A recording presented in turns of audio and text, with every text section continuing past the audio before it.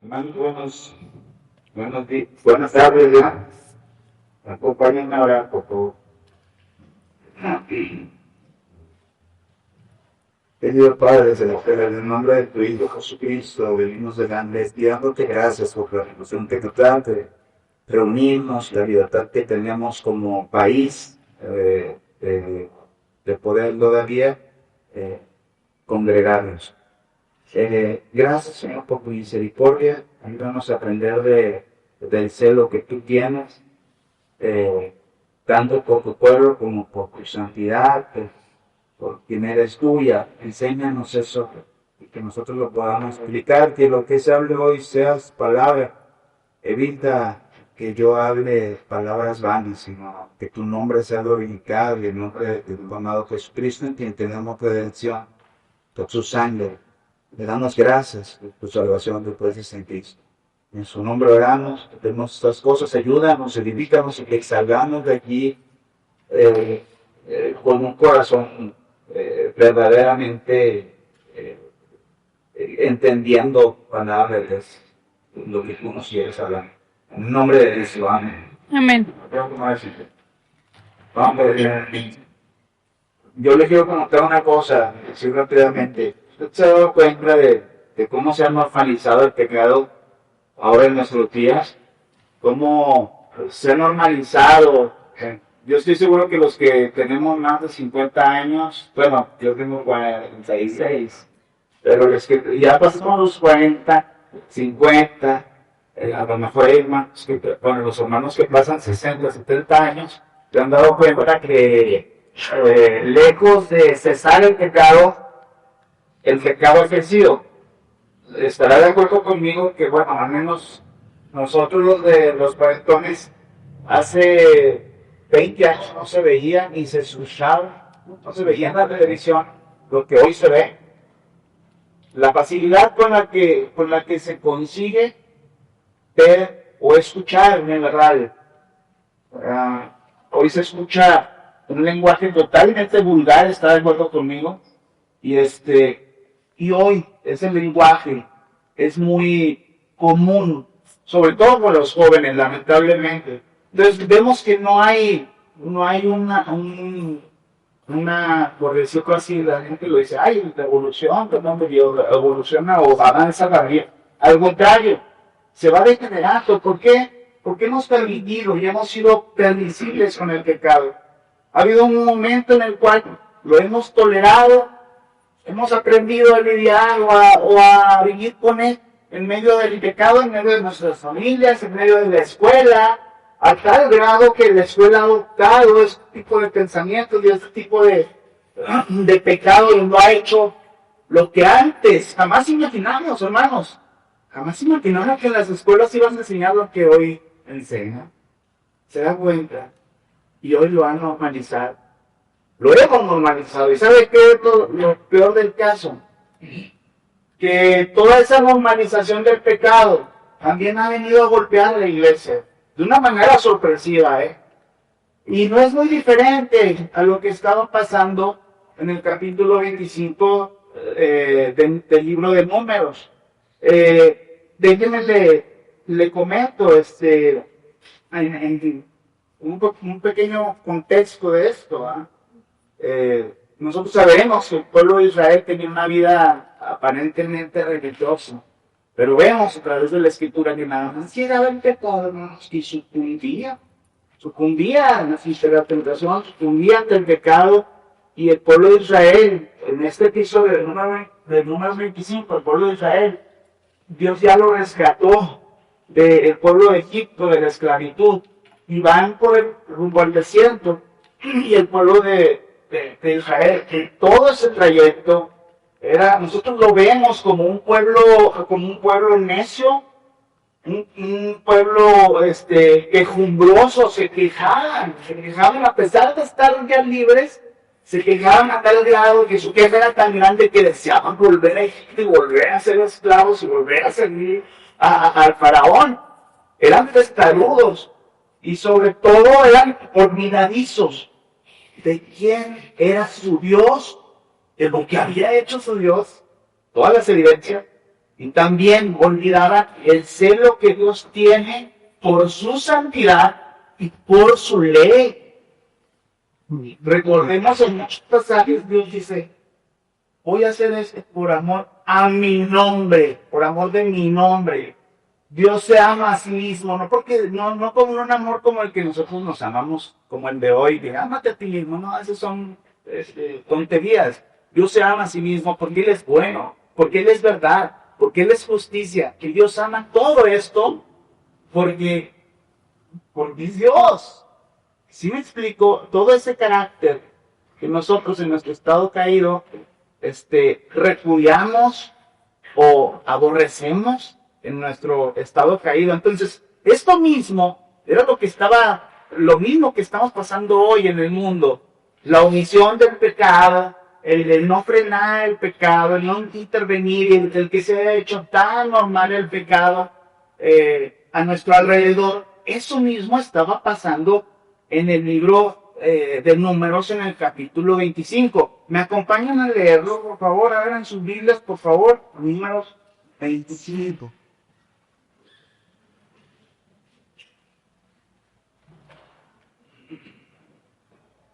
Dice así la palabra de Dios. Moraba Israel en Sittim, y el pueblo empezó a fornicar con las hijas de Moab, las cuales invitaban al pueblo a los sacrificios de sus dioses, y el pueblo comió y se inclinó a sus dioses. Así acudió el pueblo a Baal Peor, y el furor de Jehová se encendió contra Israel. Y Jehová dijo a Moisés, toma a todos los príncipes del pueblo y ahórcalos ante Jehová delante del sol. Y el ardor de la ira de Jehová se apartará de Israel. Entonces Moisés dijo a los jueces de Israel, matad cada uno a aquellos de los vuestros que se han juntado con Baal Peor. Y aquí, un varón de los hijos de Israel vino y trajo una madianita a sus hermanos a ojos de Moisés y de toda la congregación de los hijos de Israel, mientras lloraban ellos a la puerta del tabernáculo de reunión. Y lo vio Finehés, hijo de Eleazar, hijo del sacerdote Aarón, y se levantó de en medio de la congregación y tomó una lanza en su mano. Y fue tras el varón de Israel a la tienda y los alanceó a ambos, al varón de Israel y a la mujer por su vientre. Y cesó la mortandad de los hijos de Israel. Y murieron de aquella mortandad 24,000. Entonces Jehová habló a Moisés diciendo, Finehés, hijo de Eleazar, hijo del sacerdote Aarón, ha hecho apartar mi furor de los hijos de Israel, llevado de celo entre ellos, por lo cual yo no he consumido en mi celo a los hijos de Israel. Por tanto, diles, aquí nuestro texto del día de hoy dice, diles, he aquí yo establezco mi pacto de paz con él, y tendrá él y su descendencia después de él el pacto del sacerdocio perpetuo, por cuanto tuvo celo por su Dios e hizo expiación por los hijos de Israel. Y el nombre del varón que fue muerto con la madianita era Simri, hija de Salu, jefe de una familia de la tribu de Simeón. Y el nombre de la mujer madianita muerta era Cosbi, hija de Sur, príncipe de pueblos, padre de familia en Madián. Y Jehová habló a Moisés diciendo, hostigad a los madianitas y heridlos, por cuanto ellos os afligieron a vosotros con sus árdides, aunque os han engañado en lo tocante a Baal Peor y en lo tocante a Cosbi, hija del príncipe de Madián, su hermana, la cual fue muerta el día de la mortandad por causa de Baal Peor. Ahora, viendo este pequeño resumen, hermanos, ya les dije, el pueblo de Israel acababa de salir de Egipto, estaba durante el trayecto del desierto, y nosotros vemos cómo en ese trayecto Dios empieza a darle órdenes a Moisés, sus mandatos, los 10 mandamientos, y luego Moisés regresa con el pueblo, ve un becerro de oro, estaban dándole gloria a otro Dios. Incluso hasta Aarón estaba tan cegado de esto que dice, es que estábamos adorando, estaba ya el becerro ahí, y luego todavía dice Aarón, estábamos adorando a Jehová. O sea, que cuando se extravía los ojos de quién verdaderamente es Dios, de todo lo que se aprende de Dios, es muy fácil ir a la idolatría. Entonces, Dios dejó estos mandatos. Moisés quiebra las primeras tablas de la ley, o Dios escribe otras. Total, Dios deja mandatos, cómo se deben, que mandatos morales de su santidad, de fiestas, mandatos morales, cómo se debe portar un israelita con su hermano. Si yo tengo un animal y de repente lo corna a alguien, y se le quita la vida, ¿qué responsabilidad tengo yo como dueño del animal? Cosas morales, ¿verdad? Si accidentalmente le cortas la mano a alguien a la corte, vida por vida, ojo por ojo, diente por diente, ¿verdad? Y todo eso, dentro de ese contexto, Dios está dando mandamientos a su pueblo y también es un mandamiento súper importante, ¿eh? Y me acompaña también en Éxodo 34.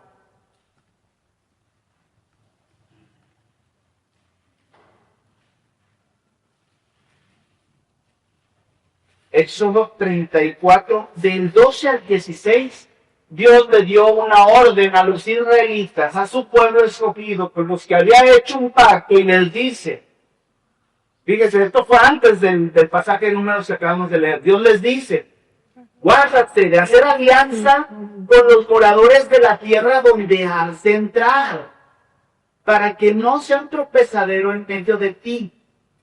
Derribaréis sus altares y quebraréis sus estatuas y cortaréis sus imágenes de acera, porque no te has de inclinar a ningún otro Dios, pues Jehová, cuyo nombre es celoso, Dios celoso es.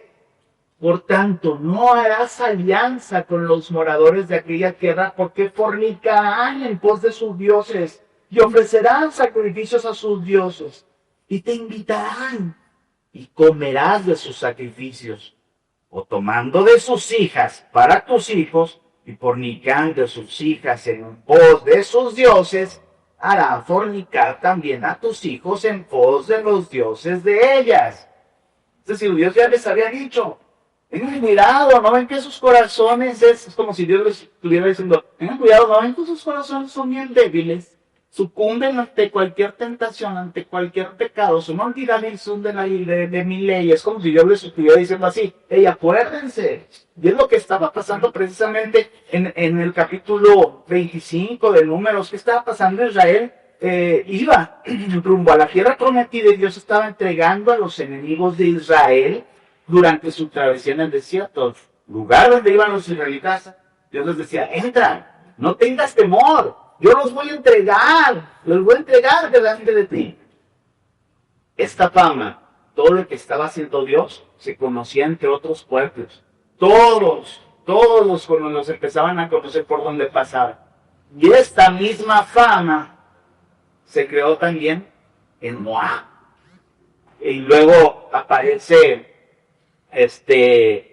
un rey enemigo de Israel, que bueno, en el contexto lo vamos a ver en el número 22, pero parece el rey Balá, era moabita. ¿Quiénes eran los moabitas? Todo este contexto, hermanos, se lo estoy dando primeramente como una información práctica para que puedan entender la gravedad de la temática, la gravedad de nosotros dejar de tener celo por Dios y la sana doctrina.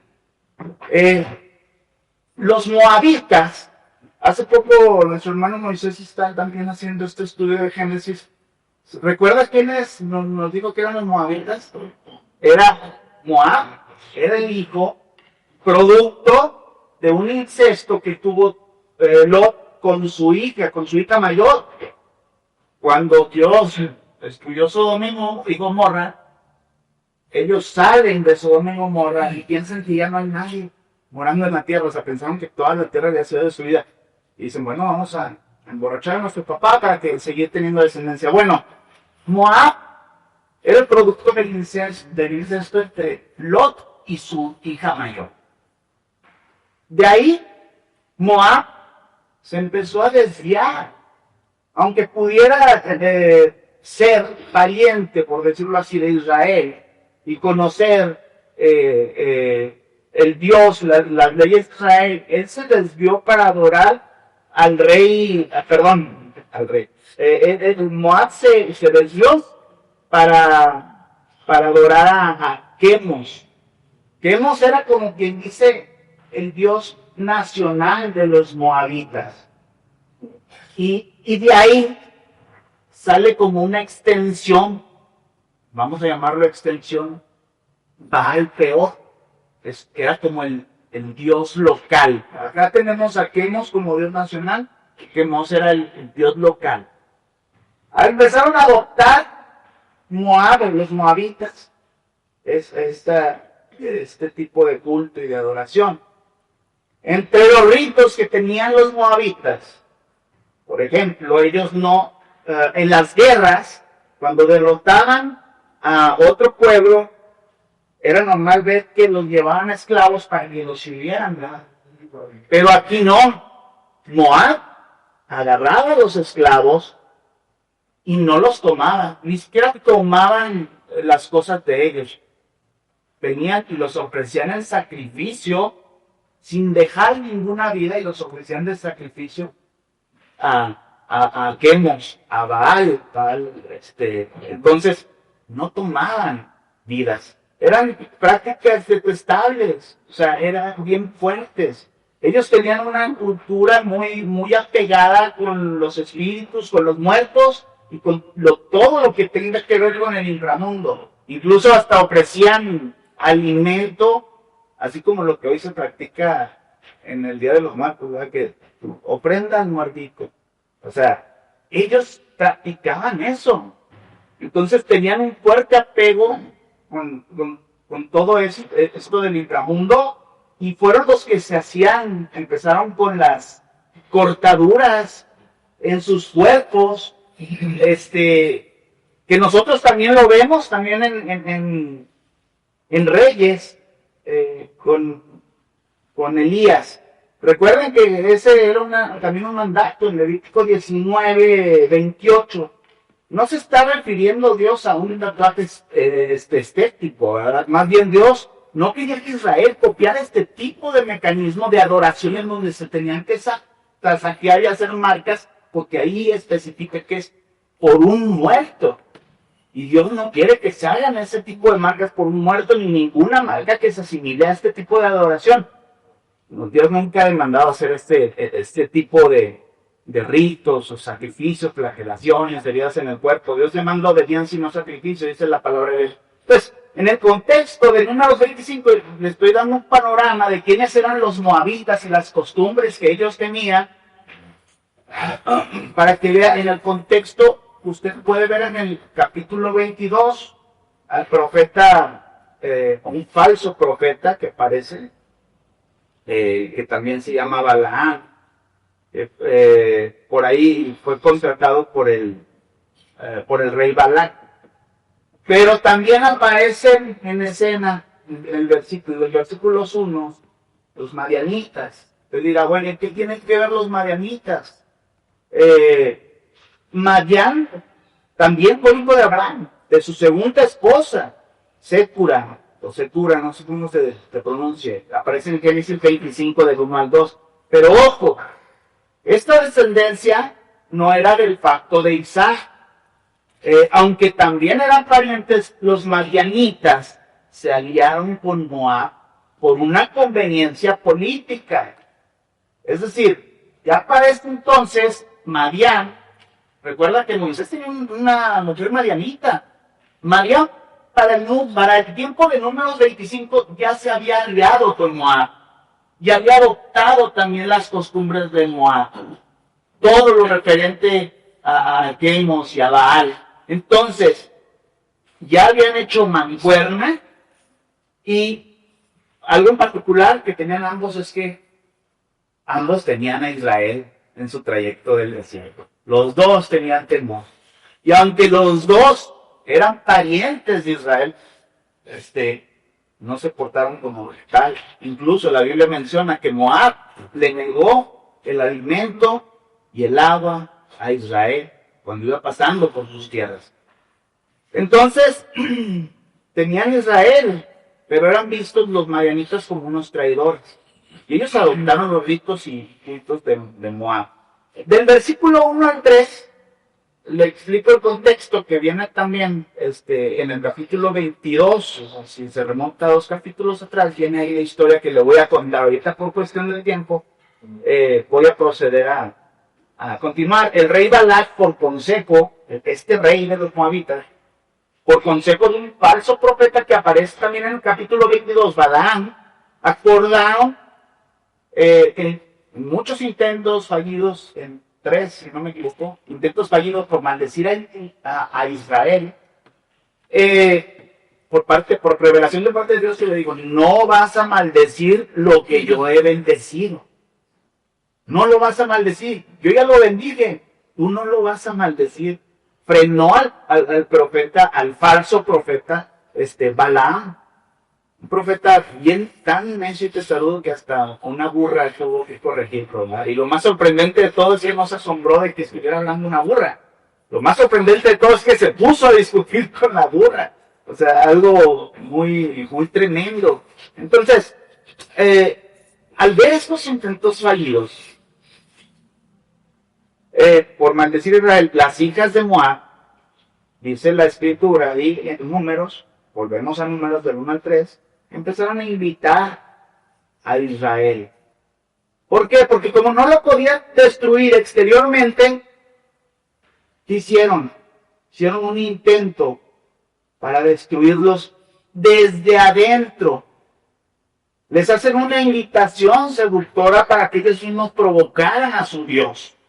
Y para que fueran destruidos desde el núcleo.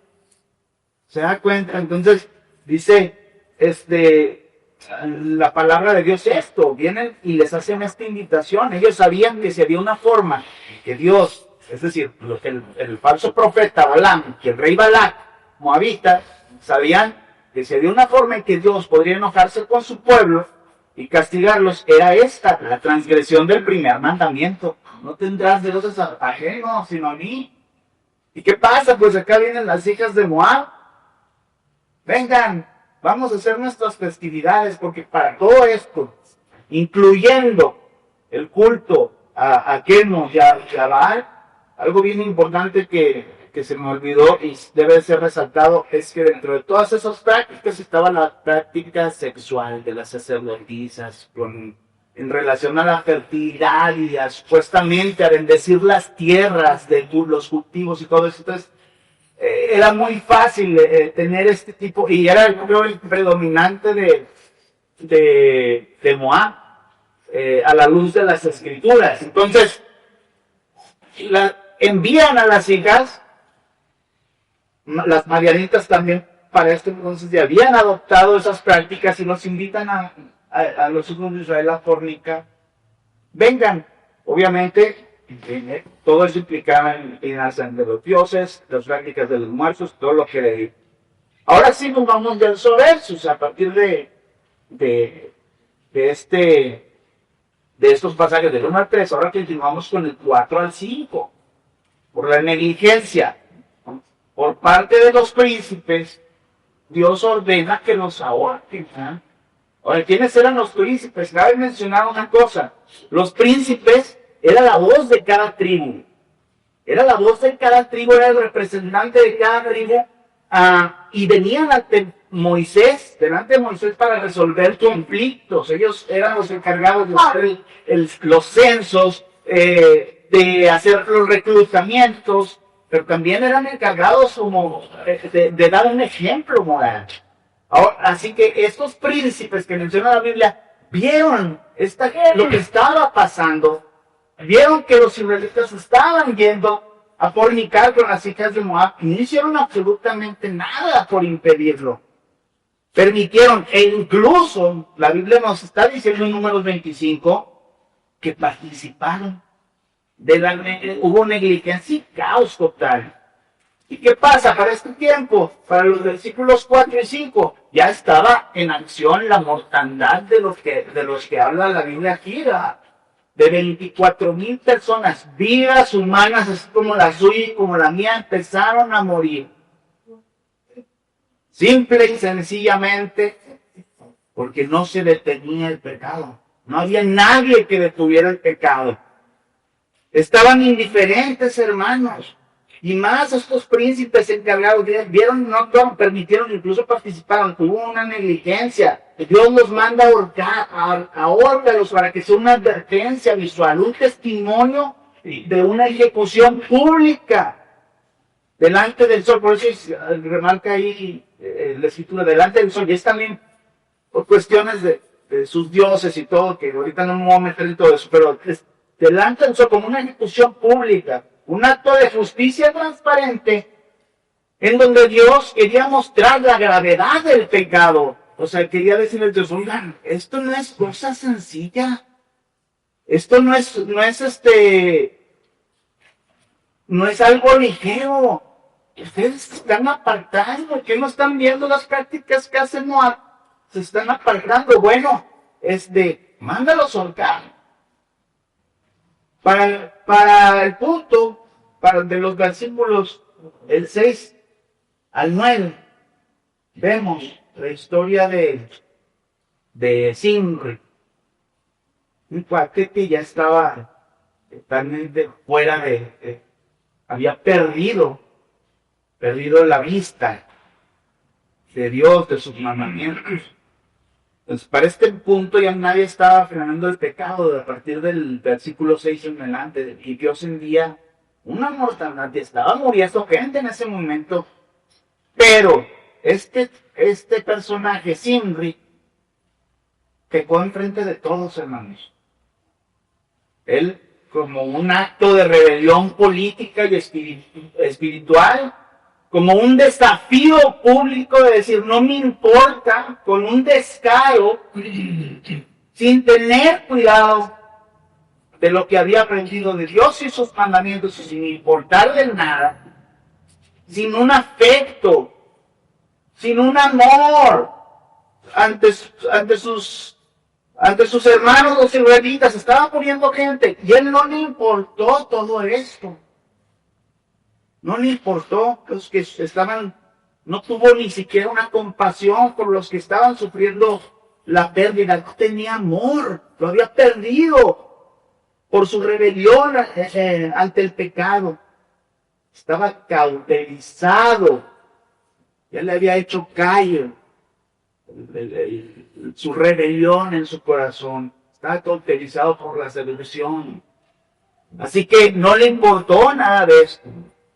Ahora yo le pregunto, ¿alguien lo pudo detener? Claro, mientras estaba muriendo la gente por el enojo de Dios, un enojo santo, no caprichoso como el de nosotros. El enojo de Dios, la ira de Dios es un enojo y una ira santa, porque cela su santidad. Esto constantemente lo repetimos en el evangelismo.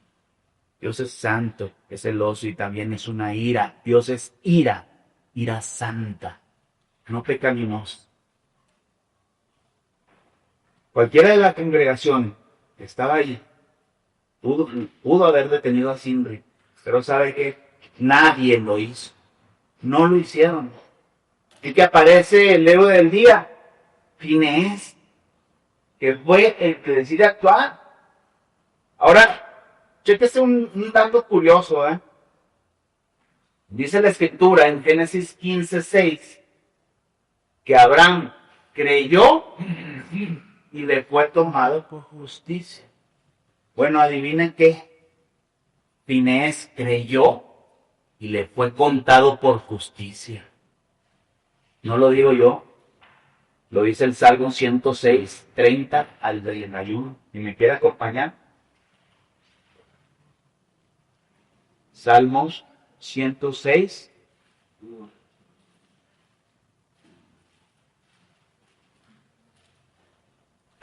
Al 31 dice así la palabra de Dios. Entonces se levantó Finehés e hizo juicio, y se detuvo la plaga, y le fue contado por justicia de generación y generación para siempre. ¿De qué quiere decir esto, amado hermano, hermana? Que creer siempre va a ir acompañado del hacer. Siempre. El creer verdaderamente lo va a hacer accionarse. O sea, es decir, lo va a mover. Siempre. Creer va de la mano del hacer. Entonces, de los versículos 10 al 13, nosotros pues vemos cómo Dios bendice a Finehés. ¿Cuál es el punto? Pues Finehés tuvo un celo por la palabra que Dios había dado en sus mandamientos y lo que Dios reveló en sus mandamientos. ¿Cuál fue el resultado? Pues lo vemos, ¿no? Cesó la mortandad y Dios hizo pacto con Finehés. En otras palabras, fíjese bien, Finehés bendijo al pueblo de Dios con su celo y con su obediencia. Y de los versículos 14 al 15, nos dice la identidad de Zimri y Cosbi. Nótese que eran personas importantes, no era cualquier gente. Nosotros vemos que el varón fue Zimri, hijo de Salú, jefe de una familia de la tribu de Sinón, era un jefe. Pero también Cosbi, hija de Sur, príncipe de los pueblos, padre, príncipe de los pueblos. También la mujer, Cosbi, la madianita, hija de Sur, príncipe de los pueblos. O sea, tenían una influencia y posiblemente esta unión era con fines políticos. Pero ¿qué pasa aquí en el Señor? Cuando Finehés tomó esta decisión de frenar con el pecado que todos estaban viendo y nadie hacía nada, Finehés tomó una lanza y los atravesó a los dos para la tienda. Dice que ya iba así con cofridad. Es muy probable que por la imagen que tenemos en la palabra de Dios, que fueron atravesados ambos, ya estaban en el acto, porque estaban físicamente unidos. Es muy probable. De la misma manera, con la misma lanza, los dos fueron traspasados. Entonces, ¿usted cree que no le dolió a Finehés, siendo Zimri parte de su familia, que lo haya asesinado? Tal vez era parte del pueblo de Israel, era israelita, era parte de su familia. Pero él dio no solamente por el bienestar común, sino por el celo que tenía a su Dios. Así que de los versículos 16 al 18, Dios les da una orden a todo el pueblo, no nomás a uno. A todo el pueblo, Dios les da una orden. Y les dice, hostigad a los madianitas, hostíguenlos, estórbenlos, elimínenlos. Ahora, ¿cómo dice? Dice 17 al 18, ya los últimos versículos dice, hostigar a los madianitas y herirlos, porque ellos los afligieron ustedes con sus árides, con que han engañado, en lo tocante a Baal peor. Ellos son los causantes de que ustedes estén engañados, hostíguenlos, estórbenlos por todos lados. Ahora, quiero hablar con lo tocante a lo práctico que podemos traer estos pasajes de las Escrituras. Nosotros no tenemos ahora, bueno, aquí en la iglesia local, no tenemos ahorita madianitas, pero déjenme le comento lo que sí tenemos. Lamentablemente tenemos una falta de celo por nuestro Dios. Eso es una verdad. Y ahorita le voy a mostrar, porque fácilmente tenemos desviaciones sutiles. Al igual que lo que nos expresa la palabra aquí, nosotros necesitamos atacarlo también desde la raíz, porque Dios aquí estaba diciéndoles a los israelitas, acaben desde la raíz. Sí, hostiguen a Madián. Desde la raíz, acábenlos para que ya no tengan esto. Ahora, si nosotros estamos teniendo el conflicto de olvidar y perder el celo de la palabra de Dios, es por nuestro descuido a los 3 medios de gracia, probablemente los más importantes que tiene todo creyente, 3 medios de gracia. ¿Cuáles? ¿Se acuerdan? La oración, la lectura de la Biblia y la memorización. Bienaventurado es el varón que en tu ley medita de día y de noche. La memorización, la meditación. Los hemos perdido, hermanos. Como creyentes nos debemos a la obligación de hostigar nuestro pecado diariamente, no nada más el domingo, no nada más para que venga a tu iglesia, para que le recuerden que debe usted hostigar, o en otras palabras, mortificar su pecado y el mío. Que no nada más lleguemos a la iglesia a quejarnos. Es muy común. Porque no salen las cosas como nosotros queremos, porque pensamos que lo que está pasando está fuera de las manos de Dios. Y que si yo fuera Dios, si fueran las cosas como yo quiero, estuviera mejor. En pocas palabras, probablemente puedo estar pensando que Dios se equivocó. Me explico. Y es el mismo deseo con el que fue seducir a Eva. Hey, van a morir, sino que van a ser igual a Dios. ¿Se acuerdan? La mentira que te dijo la serpiente. Entonces, querida Alma, queridos hermanos que me acompañan esta tarde, necesitamos atacar esto desde la raíz. Mire la importancia que Dios le da a sus mandatos.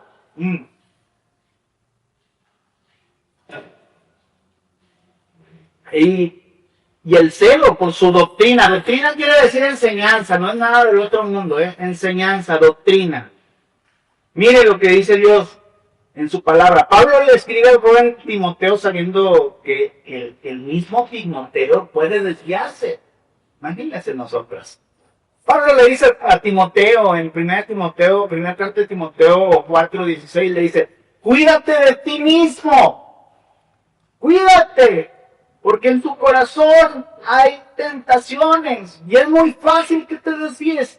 Aunque eres cristiano, cuídate de ti mismo, pero añade, y de la doctrina. Cuídate de lo que aprendes. Yo le pregunto una cosa, ¿qué aprende usted con la gente que se junta? ¿Qué enseñanzas? ¿Qué doctrinas con la gente que se junta? Aún dentro de la congregación o fuera de la congregación. ¿Qué aprende usted? ¿Qué aprendo yo? ¿Qué estamos aprendiendo de internet?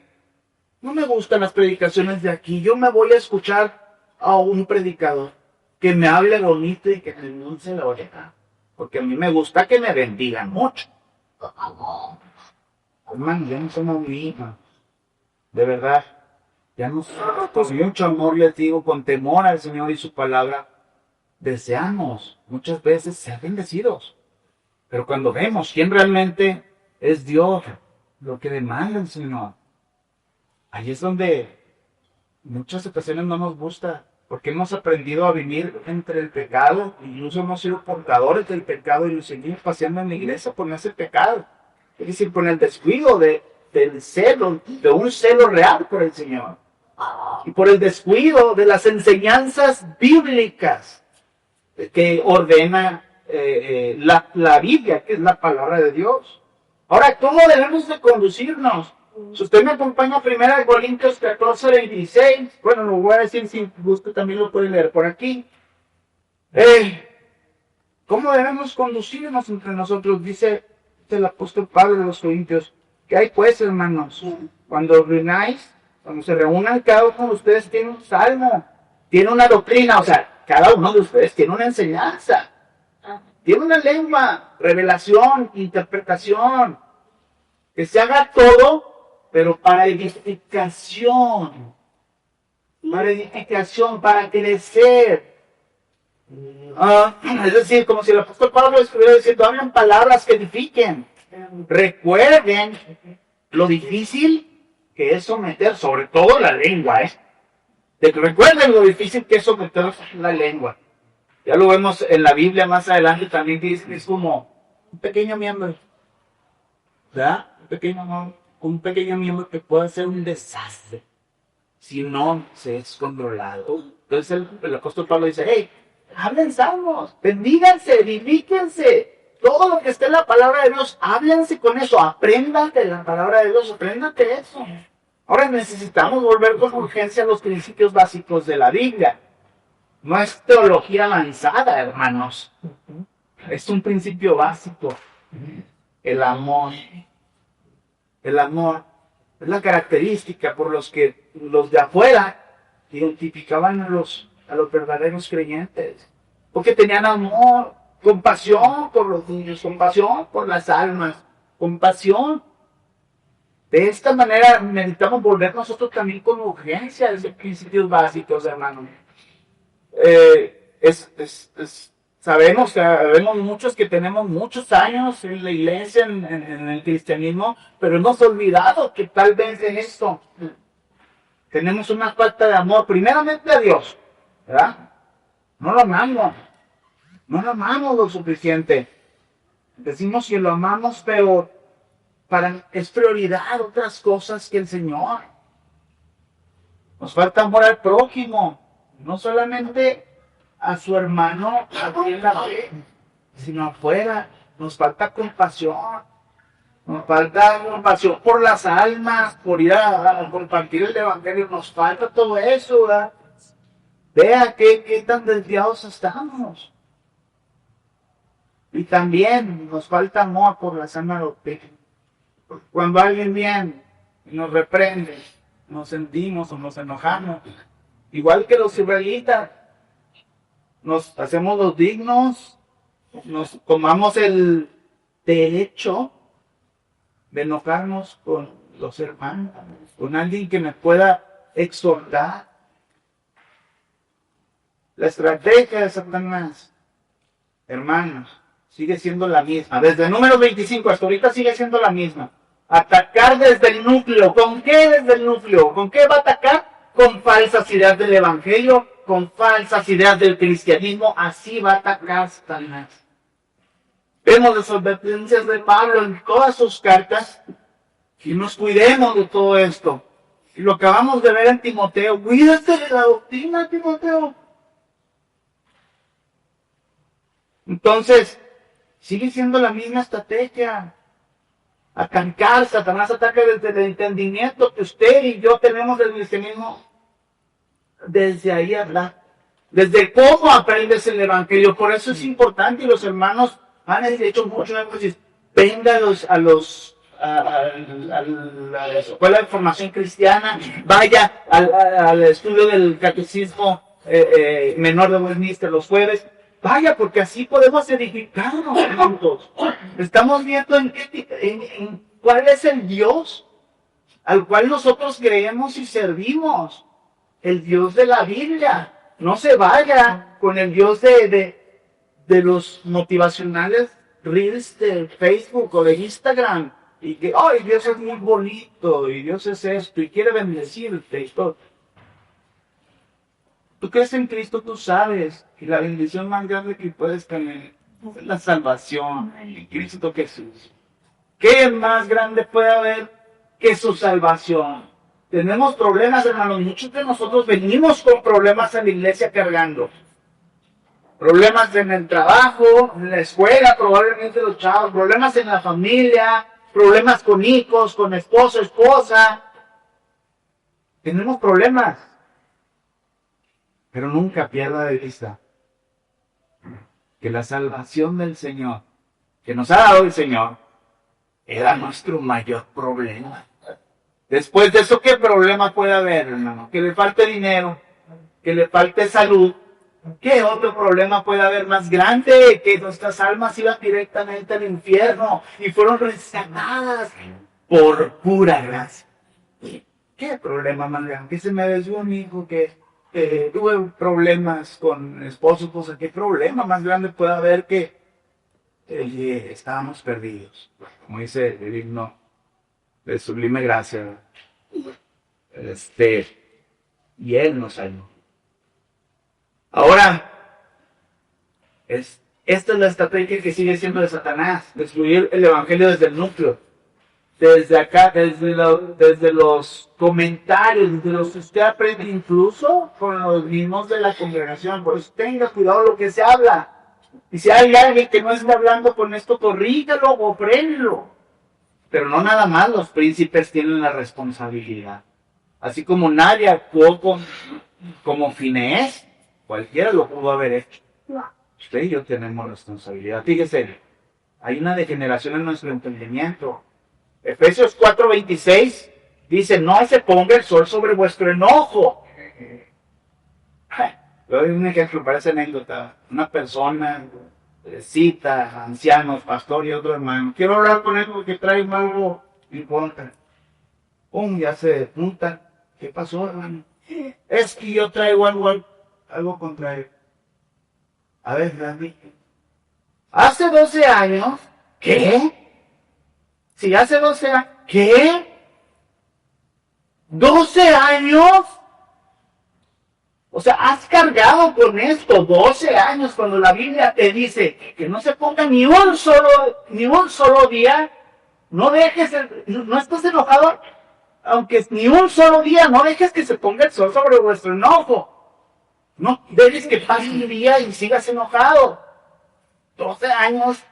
¿Qué capacidad de sufrimiento tenemos, ¿verdad? Teniendo las verdades y pudiéndolas aplicar? Hermanos, así es como nuestro entendimiento se desvía, nuestro celo por nuestro Dios, su doctrina, también se tergiversa. Éxodo 20:12, honra a tu padre y a tu madre. Les dicen a los jóvenes, que este es un mandamiento, jóvenes, niños. Honra, también adultos, honra a tu padre. ¿Quieres que te vaya en la vida? ¿Quieres hacerte larga vida en esta tierra? Honra a tu padre y a tu madre. Todo aquel que te enseña a deshonrar a tu padre y a tu madre, lo vas a, si tú estás meditando en la palabra de Dios, rápidamente vas a identificar que es anticristo. O sea, que está en contra de las enseñanzas que Cristo dice en su palabra. Ojo con esto, jóvenes, señoritas, niños, niñas. Ojo con esto. Todo el que nos invita a desobedecer a sus papás por canciones o lo que sea, yo ruego que el Espíritu de Dios los traiga a la verdad, porque es muy fácil y muy susceptible hacer caso a algo que no sea Dios y nos podemos desviar. También ahí mismo en Éxodo 20:28, dice, acuérdate del día del Señor, santifícalo, apártalo. Reunirme, yo en mi casa me reuní. ¿Para qué? Necesito estar en la iglesia. Eso no dice el Señor. Yo me reúno los martes o los jueves. Esa doctrina es antibíblica, es anticristo. Hermano, no nos engañemos. El Señor dice su palabra así. Y si nosotros nos hemos perdido en esta enseñanza, ruego que el Espíritu del Señor nos redarguya para corregirnos y hacernos ver que estamos en un error. No vaya a ser que nuestro corazón se haga callo, como el de Zimri, nos pasemos por la iglesia como si nada, cargando nuestro pecado, y ahí yo tropiezo con mi pecado. Porque déjenme les digo una cosa, cuando nosotros pecamos, nos afectamos nosotros mismos, pero una realidad es que afectamos a los que nos rodean. Casa, trabajo, familia, o sea, iglesia. También afecta a la iglesia. Para evitar una falta de celo, un descuido en la enseñanza, necesitamos retomar con celo la doctrina bíblica. Desde los principios, ¿se da cuenta? Yo hablo nada más del amor. Amor por Dios, por el prójimo y por su palabra. ¿Se da cuenta cómo hemos perdido eso? ¿Por qué? Por la evidencia. Por la evidencia, los pensamientos que nosotros tenemos. Satanás ya nos ha penetrado desde el núcleo, desde la enseñanza, y por eso se tergiversa todo. Y no estoy diciendo que la enseñanza de los hermanos ni nada de lo que se da aquí, es decir, abajo, aparte, todo lo que usted no consulta, todo lo que usted se llena probablemente de internet o de otras personas. Aguas, hermanos, estén siempre alertas. ¿Cómo sabemos? Ahora, fíjese esto, necesitamos retomar este celo, así como, imagínense un hombre que tuvo un accidente y que ya no puede caminar, que tiene que volver de nuevo, que se golpeó a lo mejor en la cabeza o algo, que tiene que volver a aprender a caminar. ¿Ha visto esos casos? Que tienen que volver a agarrar y están volviendo a aprender a caminar, agarran los zapatos y luego ya después poco a poco aprenden a caminar de nuevo. Así nosotros, hermanos. Perdemos de vista eso por nuestra negligencia. Tenemos que volver desde lo básico para caminar correctamente. ¿Cómo sabemos si estamos bien o mal desde lo básico? O si estamos en Cristo, o si nos hemos descuidado. Dice 1 Juan 3:14. Nosotros, es decir, como si Juan estuviera diciendo nosotros mismos, sabemos, nosotros mismos, o sea, usted no se puede engañar, yo no me puedo engañar. Nosotros mismos sabemos que hemos pasado de muerte a vida. Usted mismo sabe si ha pasado de muerte a vida. Es decir, que tenemos una sana doctrina, o si usted es salvo o no. Nosotros mismos sabemos, tenemos esta certeza en que amamos a los hermanos.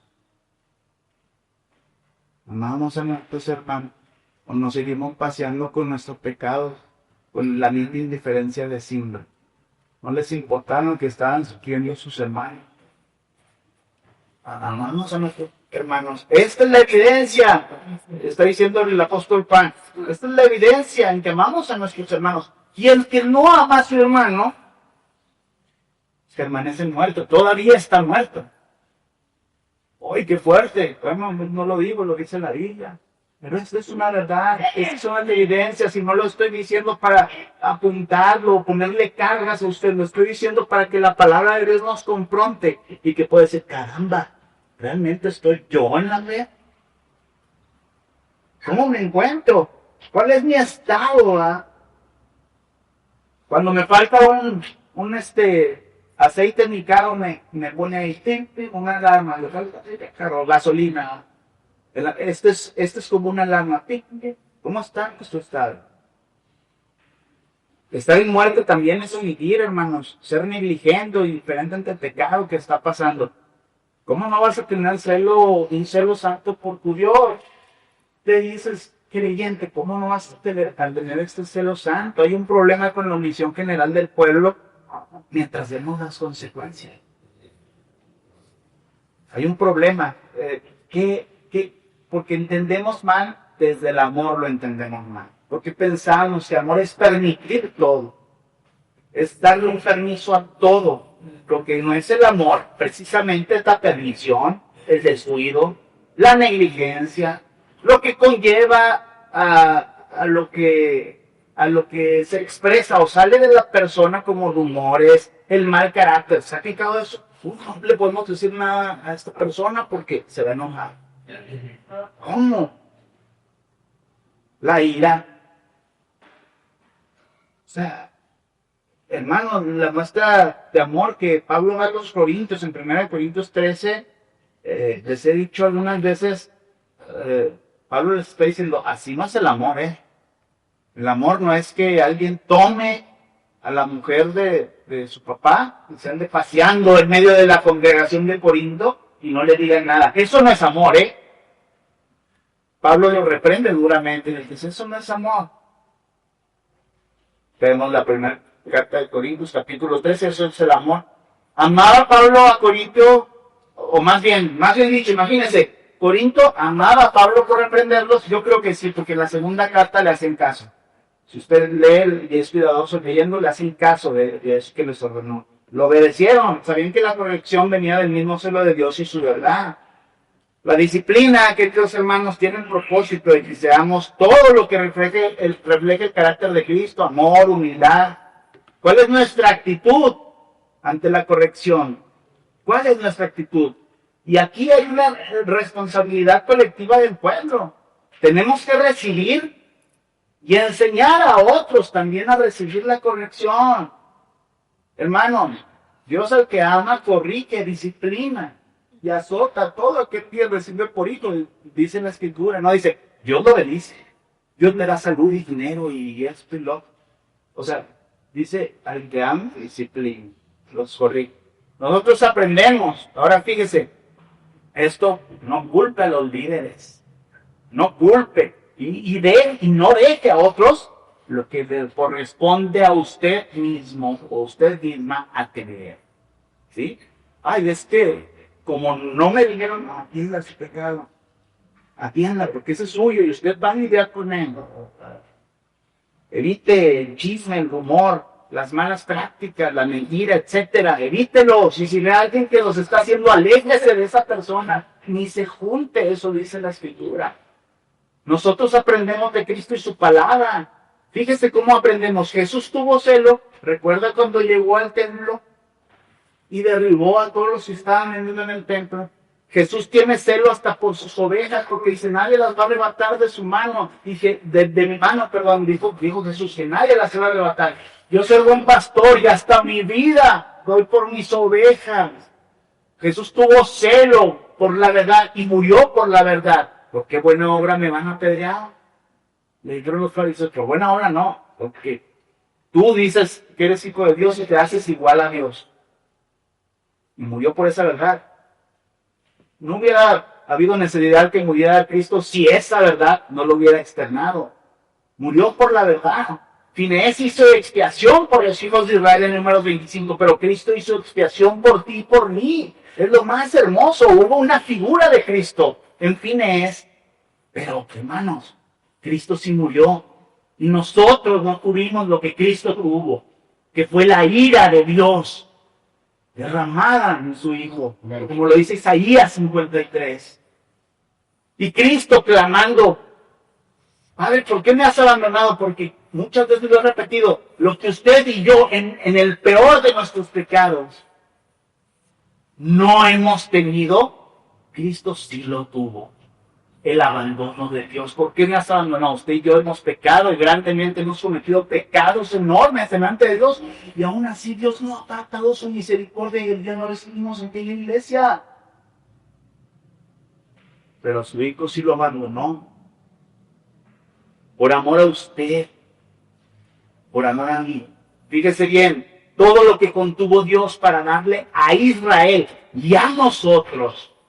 Por nuestra maldad, nuestras quejas, nuestras fornicaciones, nuestras mentiras, nuestro desvío y celo por su palabra, todo lo que contuvo Dios, no lo contuvo con Cristo.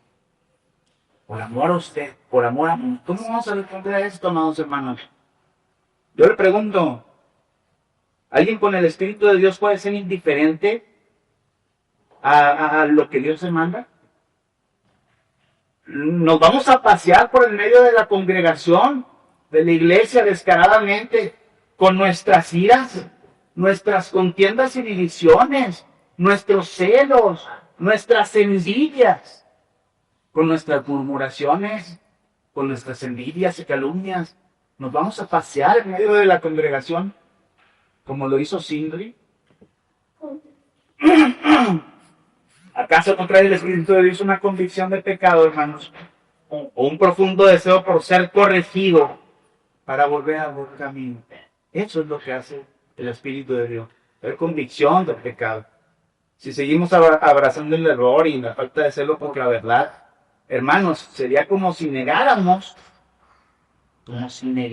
que el Espíritu de Dios, que Cristo nos ha dado, tuviera el poder de cambiar. O sea, es decir, yo no cambio, así soy. Ya tengo 1 año, 2 años, 3, 5, 10, 20, 40, 50. Y así soy que sea, está diciendo que su poder es más grande que el Espíritu de Dios. Hermanos, volvamos a las Escrituras. Volvamos al celo de Dios por la verdad de su doctrina. Volvamos a lo básico del cristianismo, de la doctrina, no de la religión, no con un celo de que, aquí no puede ser, no puede entrar Nati Luchor, playera, no puede vender eso, no, esas son tonterías, es un celo real, en nuestra devoción real, íntima con Dios, en su devoción y mi devoción, íntima con el Señor, porque yo le digo, no debería importarnos esto. ¿Y por qué no debería importar? Porque las bancas no deberían de estar llenas. No debería de importarnos dejar ya y dejarle al Señor en arrepentimiento. Y como le dije, así como a Adán le fue con todo con justicia, ¿y a quién es? El creer, verdaderamente creer, lo va a llevar a actuar. El verdaderamente creer lo va a llevar a actuar. ¿Cómo nos ha afectado nuestra distorsión? No solo en la iglesia, o sea, ha impregnado, y estoy seguro que en cualquiera que esté también con un entendimiento distorsionado, nos va a afectar tarde que temprano en lo personal, en lo familiar y aquí en nuestra relación en la iglesia. Es evidente. Ahora, hay esperanza, hermanos, y la esperanza es la corrección de la desviación con la ayuda del Señor para hostigar o para mortificar nuestro pecado. Hay esperanza. Si usted se ha desviado, si yo me he desviado, hay esperanza en el Señor. El Señor puede darnos la corrección a esta desviación. No con nuestro propio poder, no con nuestro propio poder. Es con el poder del Espíritu de Dios. Yo le pregunto, ¿tiene usted el Espíritu de Dios? Si usted tiene el Espíritu de Dios morando en usted, usted puede aplicarlo. Usted puede recibir esta corrección. Si no lo tiene, pídaselo. Y pídale que lo salve. Arrepiéntase, pídale que lo ayude a arrepentirse. Pídale al Señor que lo salve. Por último, ya para terminar, hermanos, Ginés bendijo al pueblo de Dios con su celo y obediencia. Cuánto más nosotros seremos bendecidos y bendeciremos a nuestros hermanos y a las próximas generaciones si obedecemos al Señor. No como a nosotros nos parece. Y lo obedecemos por cómo Él quiere que lo obedezcamos. Seremos bendecidos, podemos bendecir a las demás generaciones como un pueblo que busca ser bien y celoso a su Dios en Cristo. Hermanos, esto es con mucho amor, pero esa es la palabra de Dios. No deje la responsabilidad a los hermanos influenciados, un pastor, que por qué le está así. No, hay una responsabilidad colectiva que corresponde a cada uno de nosotros. Si usted y yo enredamos el pecado desde abajo, podemos desviarse fácilmente.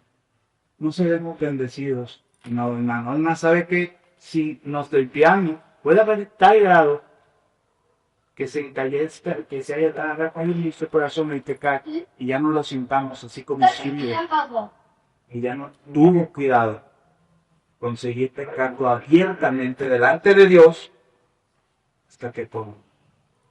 Amados hermanos, me acompañan para Dios bueno, gracias Señor por tu palabra. Gracias por tu misericordia, vida. Por esta congregación y estamos quiero en nuestro honor. En el nombre de Jesús, cuando nos hemos desviado de palabra y probablemente en algunas otras áreas nos hemos desviado. Pero te ruego, Señor, que tu Espíritu Santo nos traiga convicción de pecado, nos revele en todo lo que hemos sido negligentes, en todo lo que necesitamos con urgencia pedirte que nos disciplines y que te hemos fallado a tu comunidad. Danos urgentemente un celo por ti, por tu palabra, por tu iglesia. Ayúdanos a volver a lo básico, al amor. ¿Cómo tú nos amaste, Señor? Siendo lo que éramos. Bendice a todos mis hermanos, estas personas, los que nos visitan. Y ten misericordia para salvar y asegurar Cristo Jesús. Cuando fuera necesario, Señor, danos un corazón también para aceptar la corrección. Ten misericordia y ayúdanos para enseñar también a los que nos preceden, enseñarnos también a ser corregidos. Permite que tu Espíritu Santo traiga, obre hoy y cada uno de los que estamos aquí. Que tu nombre sea glorificado. Señor, queremos voltear y contemplar a Cristo. Y gracias porque ese problema que teníamos contigo, esa enemistad en Cristo ha sido resuelta. Bendito sea, Señor. Gracias por ese tiempo, gracias por permitirnos congregarnos y reunirnos hoy. Bendice tu iglesia, bendícenos en Cristo Jesús, te lo rogamos. Gracias, hermano. Amén.